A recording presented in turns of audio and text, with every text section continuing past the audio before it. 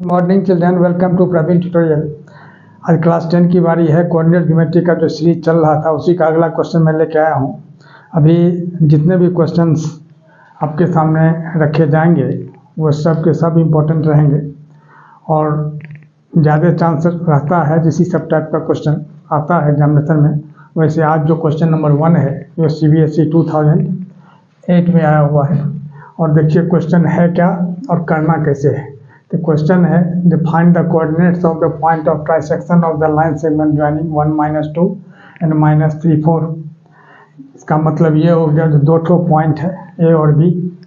तो सबसे पहले क्या करना है सॉल्यूशन में, जो दोनों पॉइंट ले लेना है, एक पॉइंट ए और एक पॉइंट बी। अब इसके बाद अब ए का कोऑर्डिनेट दिया हुआ कितना 1 और -2 और बी का कोऑर्डिनेट दिया हुआ कितना -3 और 4। थोड़ा सा ध्यान दीजिएगा, बहुत अच्छा क्वेश्चन है। अब इसका कह रहा है पॉइंट ऑफ ट्राइसेक्शन। ट्राइसेक्शन का मतलब होता है ट्राइसेक्ट का मतलब होता है जो डिवाइड इनटू 3 इक्वल पार्ट्स। अब बाइसेक्ट का मतलब होता है डिवाइड इनटू 2 इक्वल पार्ट्स। यहाँ ट्राइसेक्शन है, इसका मतलब दो ठो पॉइंट यहाँ होगा, एक ठो पी होगा इस जगह और एक ठो क्यू होगा एकदम इक्वल डिस्टेंस में। तो पी का कोऑर्डिनेट अगर हम XY लेते हैं और ए पी जो हो जाएगा यहाँ से यहाँ तक 1 हो गया और ये PQ जो हो जाएगा सो 2 पार्ट हो गया, 2 पार्ट है 1 और 2। तो M1 हो गया आपको कितना 1 और M2 हो गया क्या 2। अब ध्यान दीजिएगा थोड़ा सा, यहाँ X1 Y1 होता है और इस जगह X2 Y2 होता है। अब सबसे पहले P का कोऑर्डिनेट निकालना है। ये ट्राइसेक्शन है यहाँ और इस सेक्शन फार्मूला है, थोड़ा सा ध्यान दीजिएगा। X = होता है M1 X2 plus M2 X1 by M1 plus M2। ध्यान दीजिएगा थोड़ा सा X का कोऑर्डिनेट निकालने के लिए। तो M1 क्या है 1 है इंटू -3, X2 कितना है -3, अब प्लस M2 क्या है 2 और X1 क्या है 1। ठीक है, और नीचे क्या होगा M1 प्लस M2 यानी 1 + 2। अब ध्यान दीजिएगा थोड़ा सा, अब यहाँ 1 को -3 से मल्टीप्लाई कर देंगे तो -3 और 2 को 1 से कर देंगे मल्टीप्लाई तो 2 और नीचे हो जाएगा 3 यानी -3 और +2 यानी कितना होगा -1 अब बाई 3। यह हो गया आपको X कोऑर्डिनेट। अब निकालना है Y। तो Y = क्या होगा, अब ध्यान दीजिए M1 Y2 plus M2 Y1 अब बाई M1 प्लस M2। ठीक है, अब देखिए ये फार्मूला होता है Y निकालने का। अब M1 क्या है 1 है और Y2 क्या है यहाँ देखिए 4, अब प्लस M2 क्या है 2 और Y1 कितना है -2। अब देखिए और नीचे क्या होगा 1 + 2। ठीक, अब आगे देखिए इधर आ जाइए। अब यहाँ क्या है तो 4 × 1 = 4, अब प्लस माइनस क्या हो जाएगा -2 × 2 = 4, अब बाई यहाँ क्या होगा 1 + 2 यानी 3 यानी 0/3 दैट इज 0। यानी क्या हो गया P का कोऑर्डिनेट क्या हो गया, ध्यान दीजिएगा P = क्या हो गया X कितना है -1/3 और यह क्या है 0। अब निकालना है Q का कोऑर्डिनेट। तब ध्यान देने की बात यहाँ यह है ये 3 इक्वल पार्ट में बांटता है।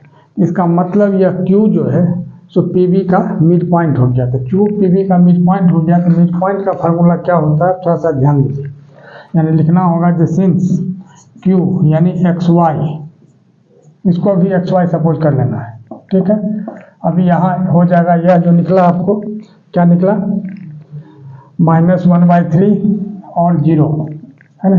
तब यह -1/3 0 जो है यहाँ X1 Y1 कर सकते हैं आप, इसको X2 Y2 कर सकते हैं।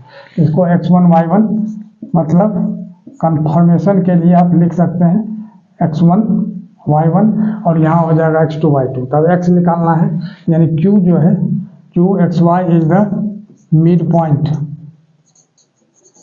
ऑफ क्या PB। अब देखिए तो X = क्या होगा मिड पॉइंट का फार्मूला क्या होता है, x1 प्लस x2/2। तो x1 इज इक्वल टू, अब देखिए x1 प्लस x2/2, x1 कितना है -1/3, अब प्लस x2 क्या है -3 अब /2। अब इधर आ जाइए, अब यहाँ क्या है, तो ये 3 LCM हो जाएगा, यहाँ 3 जब LCM होगा यहाँ हो जाएगा ऊपर में -1, अब -3 3 9, यानी कितना हो गया -1 अब -9। यह 2 जो है जस्ट नीचे 3 के बगल में लिखा जाएगा, यानी -10/3 इंटू 2, यानी 2 से इसको कैंसिल करते हैं, कितना हो गया -5, यानी -5/3। यह हो गया क्या चीज़, x।